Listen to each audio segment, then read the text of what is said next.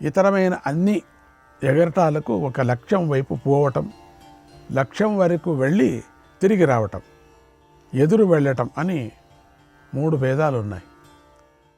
ఇలా 70 భేదాలు.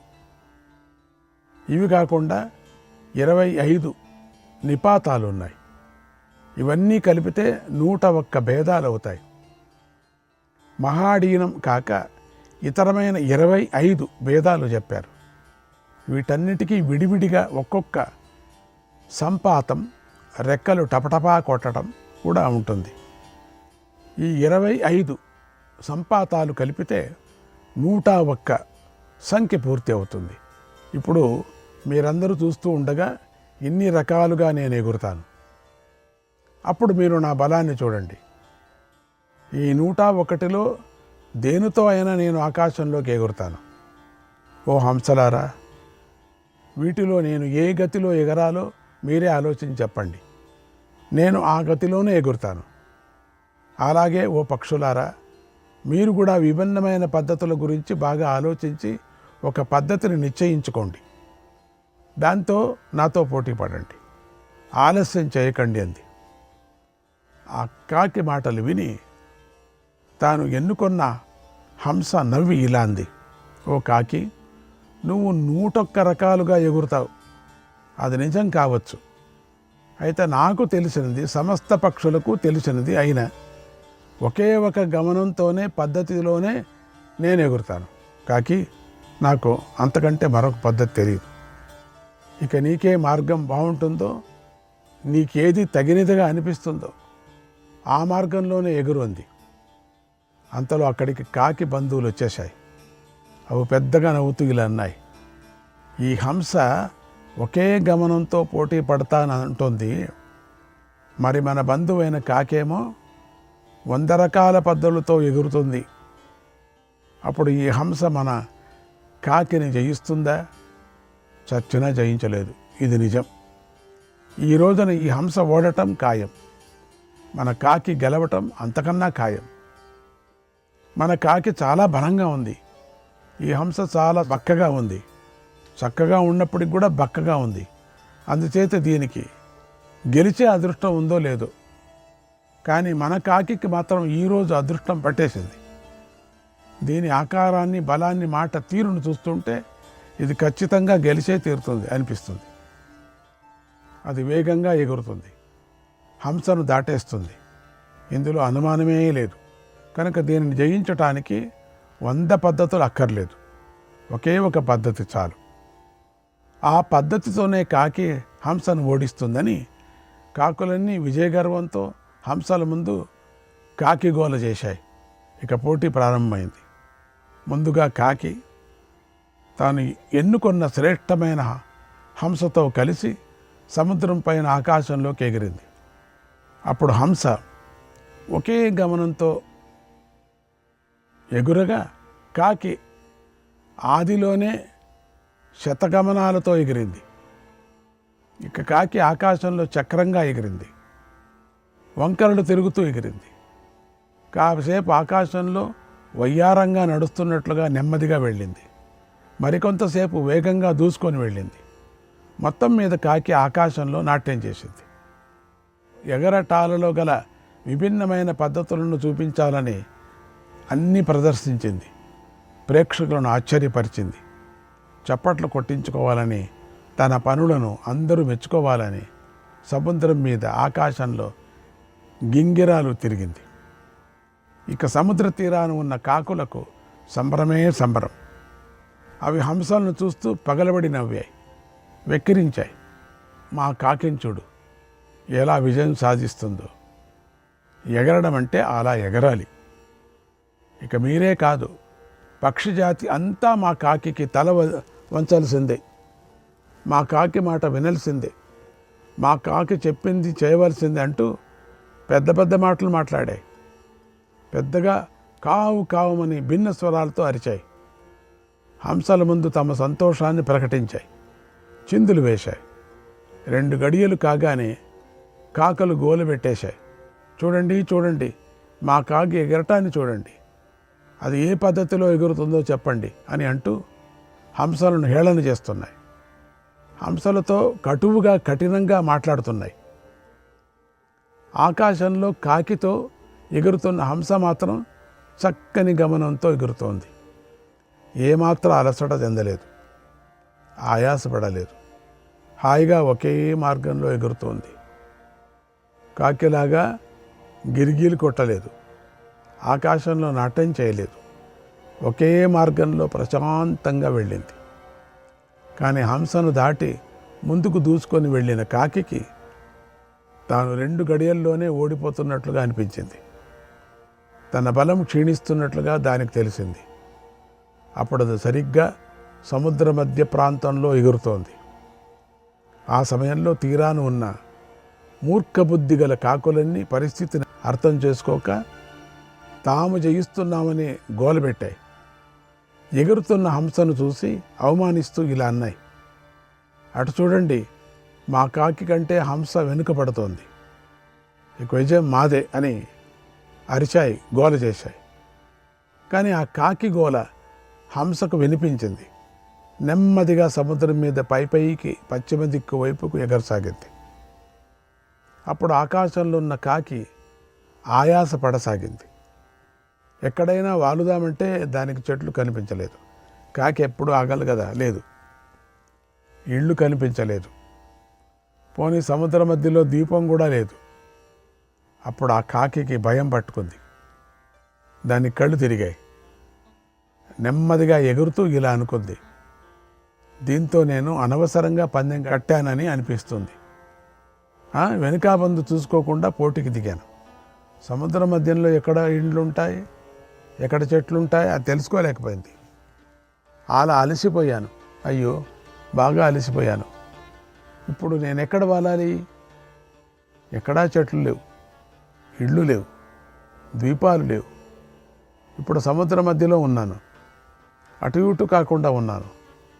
ఈ సముద్రం అనేక జలజంతువులకు నివాసం. దీనిలో కన్నా పడితే నేను చచ్చినట్టే. ఎంతగా ఇదినా నేను బతకలేను. ఎందుకంటే ఇందులో లెక్కలేనన్ని మహాప్రాణులు ఉన్నాయి, తినేస్తాయి. ఇది ఆకాశం కంటే కూడా విశిష్టంగా ఉంది. సముద్రంలో సంచరించే మనుష్యుడు కూడా నీటి లోతు తెలుసుకోలేడు.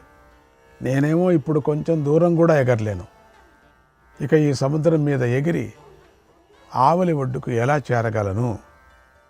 ఆవలి ఒడ్డు మాట దేవుడెరుగు. ముందు నేను ఉన్న తీరానికి కూడా చేరలేను.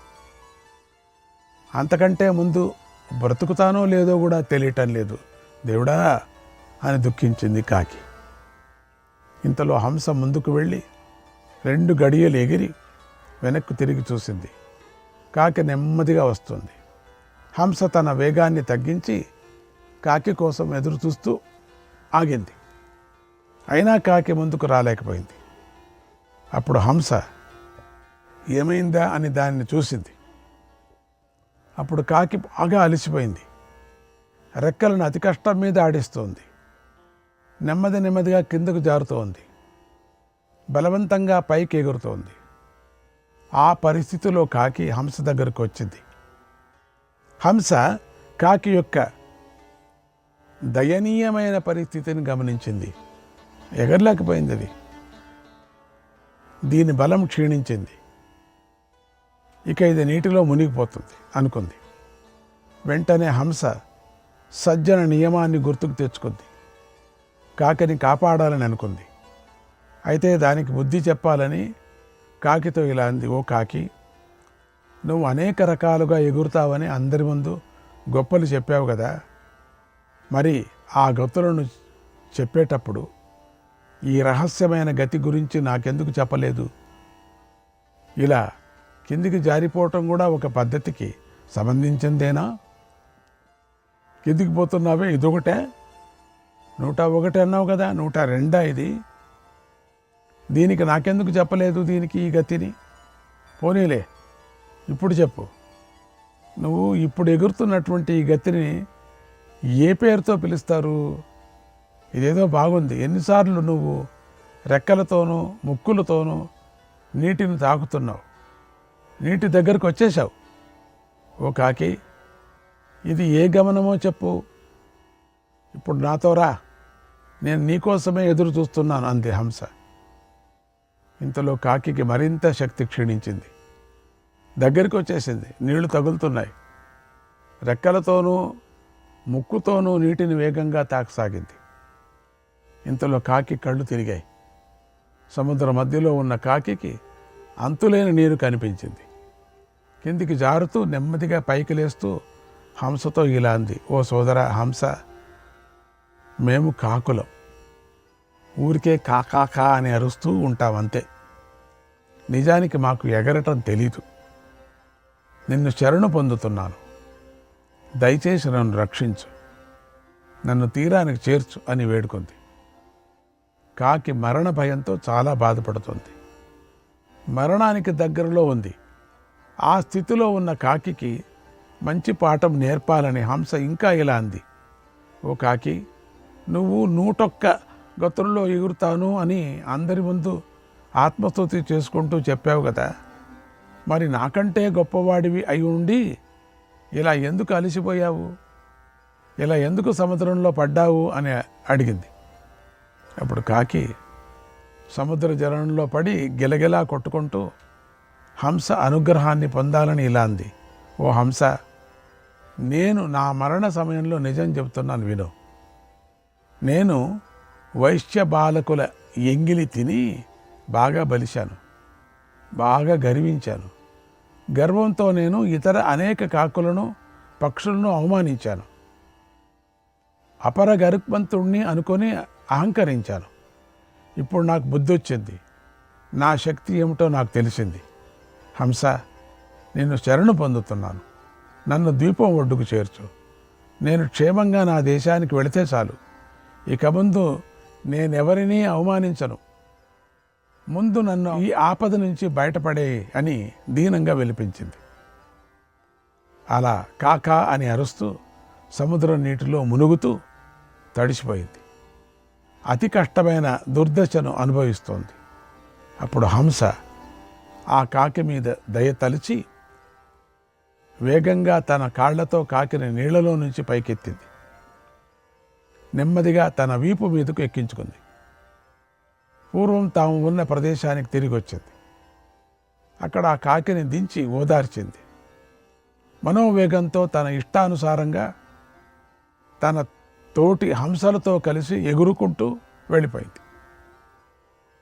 చూసారా ఓ కర్ణ, ఇదే ఎంగిలి తిని బలిసి ఓడిన కాకి చరిత్ర. అది హంస చేతిలో ఓడిపోయింది. చివరికి తన బల పరాక్రమాలను విడిచిపెట్టి శాంతించింది.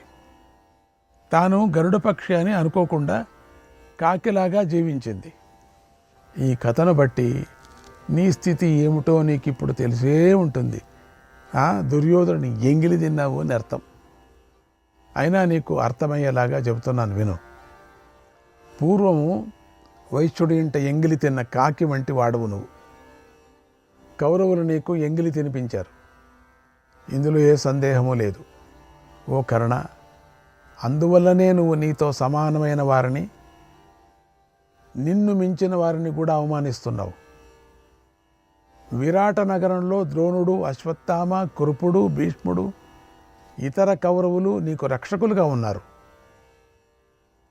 అప్పుడు ఒక్కడిగా వచ్చిన అర్జునుడిని మీరందరూ కలిసి కూడా ఎందుకు చంపలేకపోయారు? అప్పుడు అక్కడ అర్జునుడు మీతో ఒక్కొక్కరితోనూ పోరాడాడు. అందరితోనూ కలిసి పోరాడాడు. సింహం నక్కలను ఓడించినట్లుగా ఓడించాడు. అప్పుడు నీ పరాక్రమం ఏమైపోయింది? అంతేకాదు, ఆనాడు జరిగిన యుద్ధంలో అర్జునుడు నీ సోదరుణ్ణి కూడా చంపాడు కదా. అప్పుడు కౌరవులందరూ చూస్తూ ఉండగానే నువ్వు మొదటిగా పారిపోయావు. నువ్వే పారిపోయింది. అసలు నువ్వే ఇనాగ్రేషన్ చేసావు పారిపోయేది. అందరూ నిన్ను చూసుకొనే పారిపోయారు. నీ వెంటనే పరిగెత్తారు. గుర్తు తెచ్చుకో ఓ కర్ణ.